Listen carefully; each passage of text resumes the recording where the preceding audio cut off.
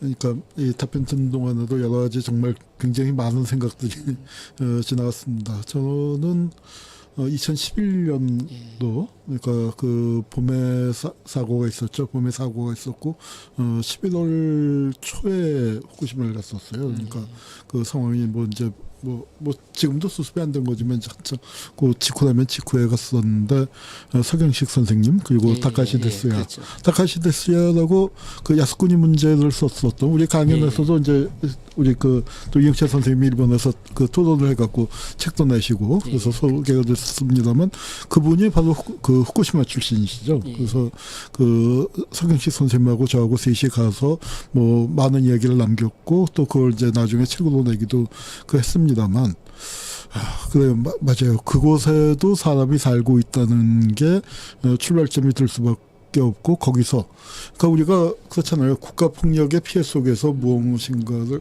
그 피해를 감당하기 힘들죠. 감당하기 힘든 피해지만 거기서 또 상처받은 치유자가 나오고 거기서 우리가 경험을 통해서 그 평화와 인권과 민주화 이제 또 이런 것들이 서로 어떻게 연결되어 있는가를 정말 절감하게 되는 건데 후쿠시마도 그런 그 장소로 거듭나야 하지 않을까 싶어요.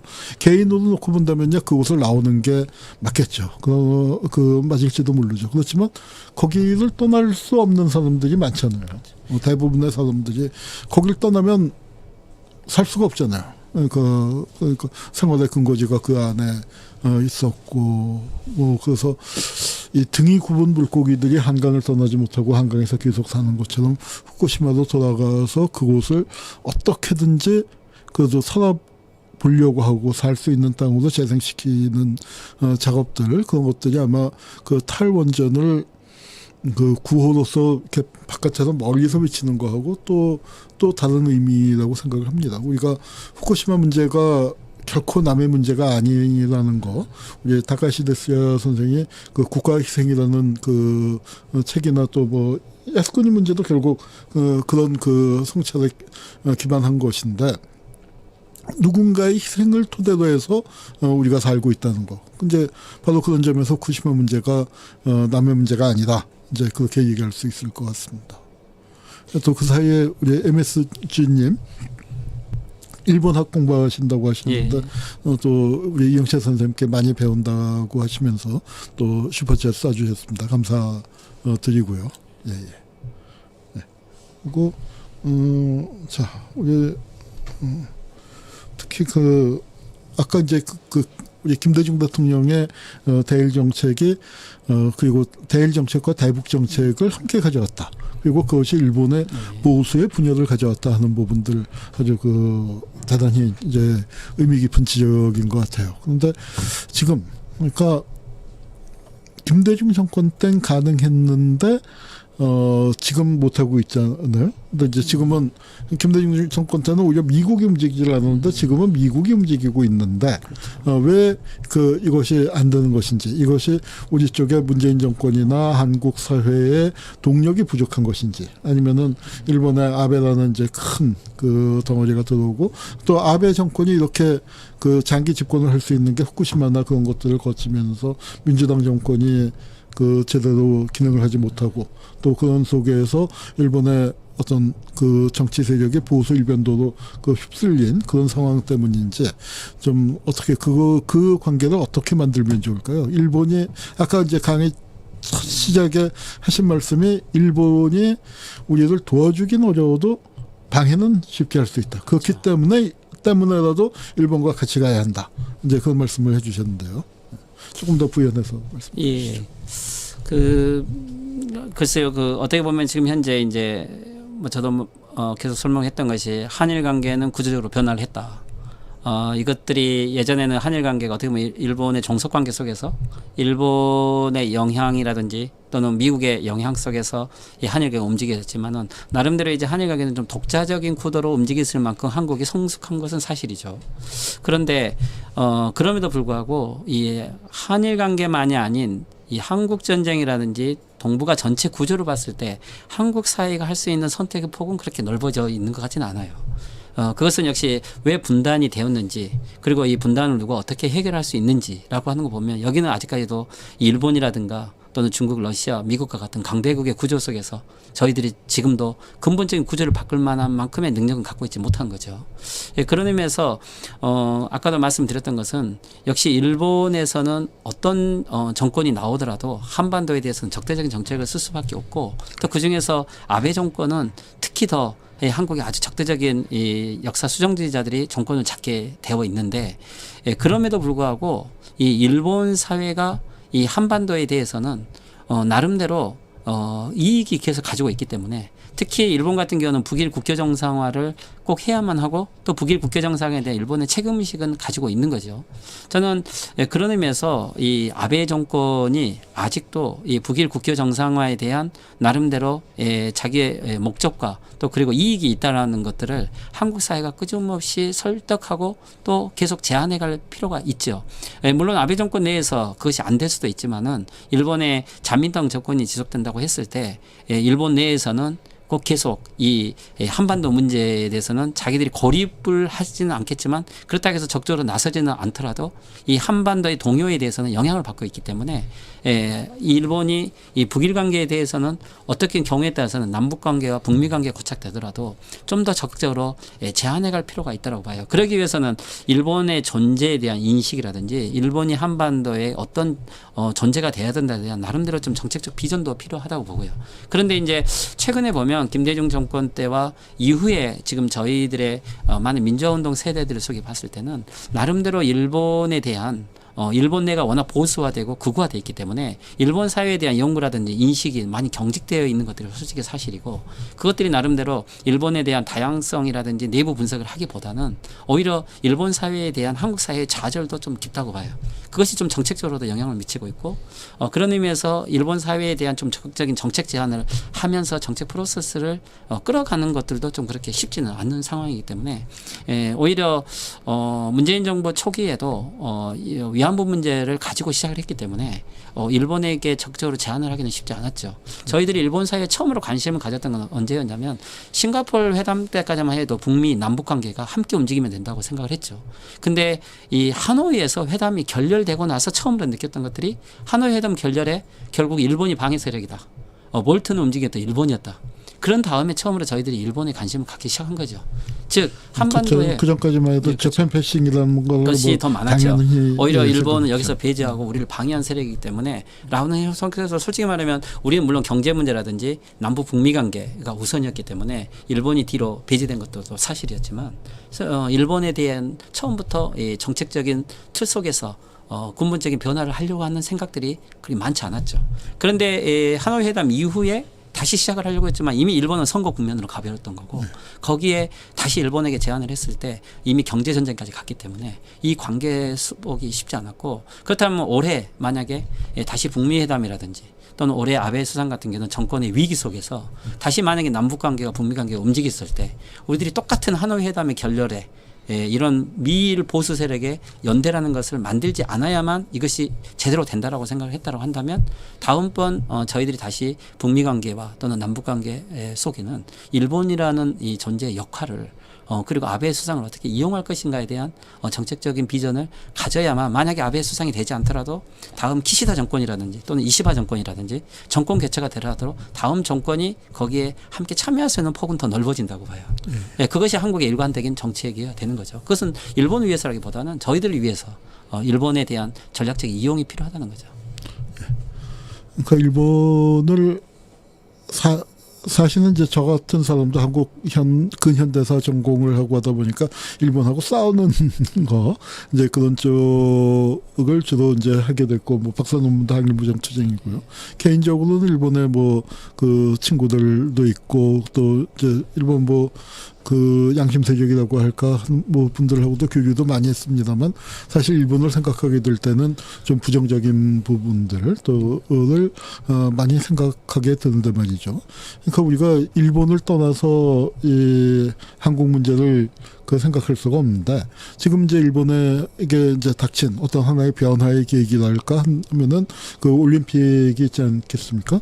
올림픽이 과거 그러니까 벌써 몇 년 전이니까 50년쯤 전에 동경올림픽을 치르지 않았습니까? 도쿄올림픽을 치렀는데 그 도쿄올림픽이 그러니까 일본으로서는 어떤 그 이 패전의 잿더미에서부터 부흥에 올라오는 아주 중요한 계기가 됐는데, 그러니까 한국 전쟁이 하나였다면 이제 두 번째 계기가 된 게 그 동경 올림픽이라고 할 수 있는데, 지금 일본이 지난 20년 동안에 그 어떤 이 버블이 무너지고 난 다음에 그 헤맸고, 그러다가 이제 좀 일어나려고 하다가 다시 후쿠시마 대지진을 당하고, 후쿠시마 대지진을 당하고, 올해가 했어도 10년 아닙니까? 이제 10년이 그 되고 올림픽을 다시 치르는데, 아베 정권에서는 부흥의 올림픽이라는 구호를 갖고 있는데, 과연 이 올림픽이 어떻게 될 것인지, 그리고 우리는 이 올림픽에 어떤 입장을 갖고 그 대해야 하는지. 아까 그 후쿠시마 문제를 갖고 올림픽을 반대하는 거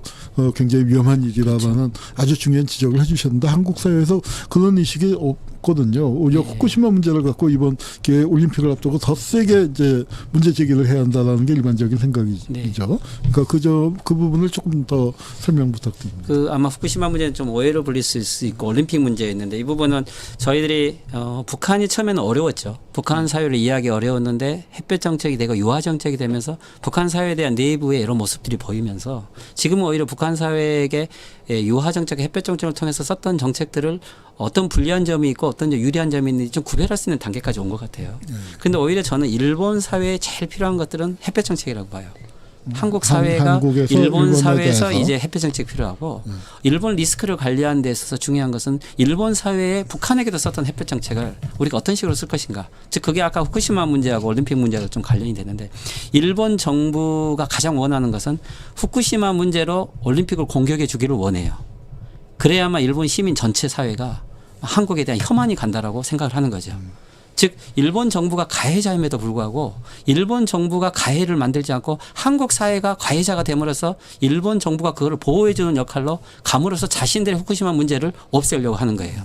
거기에 한국 사회가 동경이라든지 후쿠시마 문제로 올림픽을 거부해 주면 거부해 줄수록 일본 시민 사회는 일체 정보가 없기 때문에 오히려 한국 사회는 불리해지고 가장 약한 일본 사회 문제를 공격하고 있는 가해자로서 보여지게 되고, 이것을 보여주려고 하는 거죠. 그런 것들이 일본 사회의 지금 하나의 구조라는 거고, 그렇다면 우리가 후쿠시마의 주민회군에 연대를 하고 후쿠시마의 정보를 진정한 올림픽과 평화운동을 위해서 국제사회에 제안을 하는 모습들을 정확하게 보여줬을 때, 어떻게 보면은 일본 정부는 자기들이 하고 있지 못하는 여러 이중적인 정책들이 폭로가 되는 거죠.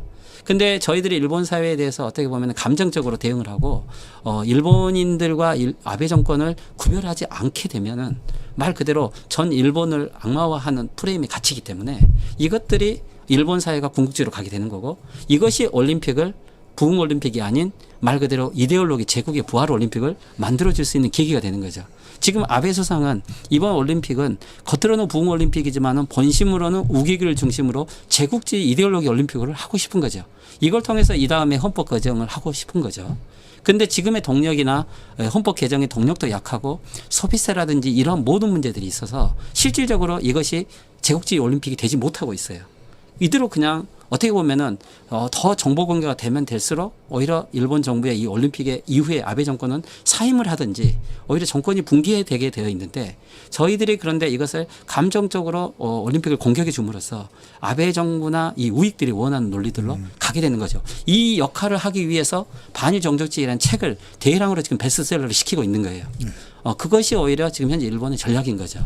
그래서 저희들이 이 후쿠시마 문제와 이 올림픽 문제는 아주 중요한 과제이고, 이 아베 이 올림픽이 절대 제국주의 올림픽이 되지 않아야만 되는 거고, 않기 위해서는 저희들이 지금 이 시기에 오히려 올림픽과 후쿠시마 문제를 함께 협회 정책으로 접근할 필요가 있다. 그랬을 때 오히려 일본의 우익들이 자기의 전략대로 되지 못하고 오히려 다양한 의견들이 나옴으로써 지금 현재 아베 국내 문제와 함께 올림픽 이후에 아베 정권에 대한 여러 비판들이 훨씬 더 많이 나올 수 있는 계기를 만드는 것들은 물론 한국 사회도 해야 되지만 이것을 할 수 있는 게 일본 내 시민사회들이 되는 거죠. 그렇죠. 만약에 지금 일본 내 시민사회들은 올림픽 기간이 최고 위기의 기간인 거예요. 이 올림픽은 내셔널 올림픽이 되기 때문에 이 시민사회들이 또 고립될 것이고 목소리를 내기 어렵죠. 지금 현재 이 신형 코로나 바이러스, 이것을 제일 환영하고 있는 것은 일본 정부예요. 일본 정부는 이 문제를 어떻게 보면은 많은 대책을 세우지 않을 거예요. 더 위기를 조장할 거예요. 위기를 조장해야만 여기에서 오히려 긴급 조치권이라든지 오히려 더 헌법 개정을 해야 된다는 필요성이라든지 그것이 오히려 경우에 따라서는 올림픽이 제국주의 올림픽으로 갈 수 있는 통제 속의 올림픽으로 갈 수 있다라고 또 생각을 하는 거죠. 예, 그런 여러 가지 일본 정책들을 봤을 때 저희들이 일본 사회에서는 지금 물론 위기 관리라든지 우리의 경제 문제를 위해서도 일본과 나름대로 협상을 하고 올림픽은 또 그 나름대로 참여를 해야 되겠지만 그것이 우리가 이 일본 전체를 적대시하는 그리고 후쿠시마를 적대시하는 이러한 형태로 접근했을 때 우리에게 나름대로 오히려 그 명분이 잃어버릴 수 있는 이런 어떤 맹점이 있다. 그래서 제가 일본 사회에 기부를 하라는 것은 우리들이 역사적으로 반성하지 않은 일본인들에게 기부를 하라는 게 아니고 우리가 여러 가지 햇볕 정책의 일환으로 이 후쿠시마라든지 올림픽을 사고하는 하나의 방식으로서 우리들의 어떤 기업들의 활동들은 일본 시민사회를 설득을 시키고 또 우리의 이익도 얻을 수 있는 이런 방법이다. 그것들을 솔직히 말하면 일본에 있는 현재 기업들은 다 알고 있어요. 그리고 또 그것들을 많이 이해하고 있고 그렇지만 여론이 무서워서 그런 것들을 하고 있지 못하죠. 우리가 1988년도 서울올림픽을 어떤 평화의 계기로 삼질 못했어요. 이제 그렇지만 마침 또 동서냉전이 이제 그때 무너지는 바람에 이제 큰 변화를 겪긴 했었습니다. 근데 올림픽이라는 게 얼마나 또 무섭게 적용할 될 수 있냐면은 우리가 지금 이제 제국주의 올림픽을 말씀하시니까 퍼뜩 드는 생각이 1936년 베를린 올림픽. 그게 나치 올림픽이었고 그 올림픽을 치르면서 독일 내부가 어떻게 변화했는가를 우리가 생각해 보시면요. 그리고 딱 이제 2, 3년 뒤에 그 세계 대전이 벌어지게 되는 거 아닙니까? 그러니까 아마 아베 입장에서는 물론 아베하고 히틀러를 동일선상에 놓을 수야 없겠지만 그럼에도 불구하고 일본의 우익들이 바라는 바는 지금 이영채 선생님께서 너무 잘 설명해 주셨다고 생각이 듭니다. 이 제국주의 올림픽으로서. 그리고 바로 그 시점이 일본의 양심 세력들이 정말 손과 발이 묶이고 무엇을 해야 할지 모르는 그리고 애국담론이 휩쓰는 그런 시기가 될 것이고 그런 시기에 우리가 정말 일본과 적극적으로 손을 잡아야 한다는 말씀 아주 귀한 말씀인 것 같습니다. 거기에 좀 한 가지 올림픽과 관련해서 지금 일본 시민사회에서 준비를 하고 있는 것은 와다하루키 선생님이랑 저희들이 다 함께 동참하고 있는데 올림픽 기간에 평화선언을 하자 동시에 즉 예를 들면 우길기 반대는 일본 시민사회도 할 수 있고 한국 시민사회도 할 수 있어요. 그렇지만 이것들을 정부가 그냥 대놓고 한다는 것들은 명분이 약하죠. 대신 이 IOC나 국제연합에서 올림픽 기간에 진정한 평화 선언을 하고 이 평화 선언 한반도 평화를 포함해서 정말로 올림픽이 평화 활동을 할 수 있도록 그런 것을 공동선언을 만들어 갔을 때 한일 시민사회가 정보 공개를 더 요구할 수 있고 오히려 이런 평화 선언이기 때문에 우길기 금지에 대한 여론을 만들 수 있는 거고 그것이 끝나고 나서 이게 이후에 또는 북경까지 포함을 해서 저희들이 이 동아시아의 문재인 대통령이 얘기했던 평화올림픽이라는 체전들을 한반도 평화 문제로 가져갈 수 있도록 하는 노력들이 필요하겠죠. 그래서 지금 현재 올림픽을 위한 이 한일 시민 평화선언을 지금 준비를 하고 있습니다. 예. 지금 이제 시간이 사실은 많이 안 남았죠. 예. 지금 벌써 이제 2월 달이고 하니까 6개월도 채 안 남은 건데, 예. 하여튼 여러 가지 하여튼 이영채 선생님 어떠세요? 시청자 여러분도 그러실 거예요. 이영채 선생님을 한 3명쯤 만들었으면 좋겠죠. 많이 털 뽑아서 훅 불어서 정말 몸이 12개라도 부족할 만큼 열심히 싸우고 계시고 특히 이 일본에서 방송에 나가서 이 고군분투하시는 그 영상을 보고 많은 사람들이 정말 이영채 선생 이 건강을 염려해주고 열심히 싸워주길 원하고 있습니다. 벌써 이제 저희가 1시간 정도 하려고 했는데 1시간 반 가까이 시간이 지났네요. 이제 마지막으로 이영채 선생님 그러면 이제 좀 정리 말씀해 주시고 끝내도록 하죠. 예. 한일 관계는 아마 저희들이 한국과 일본이라는 시점으로 항상 보지만 저는 한일 관계 속에서는 꼭 일본에 있는 제일 조선인 코리안들의 시점을 항상 같이 생각해야 한다고 봅니다. 이 코리안들도 존재를 하고 있고 또 그들이 한국과 일본이 가장 악화된 상황이 되었을 때 우리의 의도하고는 상관없이 가장 큰 피해를 보고 있는 것은 제일 조선인들이고 또 그들의 인권 문제인 것이고요. 또 한일 관계가 가장 또 공동으로 해결해야 될 것이 제일 조선인들의 인권 문제이기도 하죠. 그러니까 저는 저희들이 이 한일 관계 속에 가장 이 문제에 또 희생이면서 또 그들의 역할을 발휘할 수 있는 사람들도 제일 조선인이라고 보고 있고요. 그래서 솔직히 이 책 속에 아마 지금까지 저희들이 봐왔던 제일 조선인과는 좀 다른 시점에서 제일 조선인으로 본 이 한일 관계, 그게 우익 근대사 속에서 어떻게 존재하고 있는가 부분들을 특히 조일 관계. 특히 북일 관계를 포함해서요. 이렇게 좀 위치 규정을 했던 것들은 좀 의미가 있었다고 봅니다. 그런 의미에서 앞으로 이 한일 또는 제일 조선이 문제와 함께 저희들이 2020년은 진정한 어떠한 한일 관계가 될 것인가, 그걸 어떻게 읽어낼 것인가. 저는 일본만큼, 특히 아베 정권만큼 교묘한 정권은 없다고 봐요. 그것은 전후의 일본의 모든 우익들이 만든 것만이 아니고 미국이 아베 정권을 요구하고 있죠. 미국이 만든 아베 정권을 가지고 미국은 동아시아를 재편하지 않으면 다시는 찬스가 없다고 봐요. 여기에 저희들은 박근혜 정권을 탄핵으로 몰아내고 다시 이 아베 정권의 마지막 단계를 접하고 있을 때 과연 이 아베 정권의 어떤 전략들을 우리가 어떻게 뚫어내고 또 그들 어떻게 읽어낼 것인가. 그것이 일본의 평화를 위해서도 그리고 한반도에서 제2의 전쟁을 막는 데서도 꼭 필요하고, 거기에 제일 조선인들 그리고 후쿠시마에 사람이 살고 있다는 인간적인 시점, 이런 것으로 접했을 때 좀 새로운 길이 보인다고 봅니다. 저는 일본인들에 대해서도 워낙 인간적이고 또는 평생 자기의 양심을 걸고 이 국가가 하지 못하는 하지 않았던 역사 반성을 일본인들 스스로 자기가 죽기 전까지 한국인들에게 속죄하면서 자기 꼭 해야 될 일이다. 이혼을 당하고 자식과의 연을 끊으면서도 강제징용 문제 7만 명의 일본인 이름을 다 한국 이름을 찾아서 하고 있는 이런 사람들을 너무나 많이 보고 있기 때문에 그 일본인들 속에 정말 희망이 있다. 추상적인 시민연대가 아닌 한국인들이 일본에 정말로 햇볕 정책을 씌워줬을 때 그분들이 각자 일본 내에서 태양으로 힘을 발휘할 수 있다. 그러한 시점을 우리가 갖자라고 해서 쓴 책이 바로 이 책이라고 봅니다. 그런 의미에서 꼭 책으로 함께 토론하시고 책도 잘 팔리면 창비도 좋아하겠지만 한국 사회가 바뀌고 일본이 바뀌고 동아시아 평화가 만들어진다. 그런 시점에서 앞으로도 많은 그리고 사랑과 많은 지원을 부탁드리겠습니다. 네, 감사합니다. 네, 감사합니다. 우리 이 책이 그러니까 이제 뭐 저도 뭐 조금 이제 뭐 그러니까 판을 깔았지만 우리 이영채 선생님이 좋은 말씀을 많이 해주셨고, 제일조선인 문제 같은 경우는 저도 뭐 학교에서 수업 시간에 늘 강조하고 한국 현대사에서 제일조선인의 문제를 봐야 한다라고 했지만, 이영채 선생님 말씀 들으면서 정말 아주 충격적으로 내가 몰랐던 부분들, 미처 생각하지 못한 부분들을 많이 깨치고 배우게 됐습니다. 그래서 이 책이 일본말로도 좀 번역이 돼서 일본 사람들도 좀 같이 읽을 수 있었으면 좋겠다 하는 생각들을 해보고요. 그래서 뭐 저는 이제 힘이 없지만 출판사하고 이제 이영채 선생님이 좀 이거 번역은 제 학생이 번역을 하겠다고. 그렇습니까? 지금 한 명이 지금 바로 이번 주에 석사논문이 끝났는데 다음 날부터 번역을 하겠다고. 번역하겠다는 사람이 있고 출판하겠다는 출판사도 있습니다. 아주 다행입니다. 좋은 소식이고요.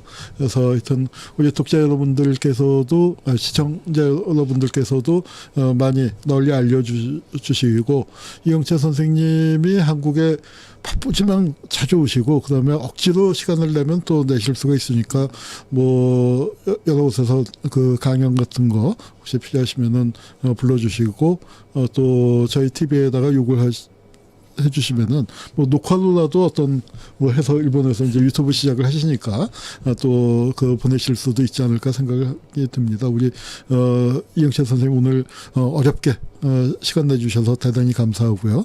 창비 관계자 여러분들 우리 대단히 감사하고, 또 우리 이영채 선생님의 학생들도 여기 지금 와서 두 분이 계십니다. 이게 뒤에서 잘 안 보이겠지만 계시고, 우리 또 장혜랑 PD님 또 문지영님, 우리 한홍구 TV 두 분이 없으면 안 돌아갑니다. 그래서 여러분들이 고생해 주셨습니다. 오늘 함께해 주신 청취자 여러분들 대단히 감사드리고요. 책 한일 우익근대사 완전정보 주변에 널리 알려주시기 부탁드립니다. 오늘 방송 여기서 마치도록 하겠습니다. 감사합니다. 네, 감사합니다.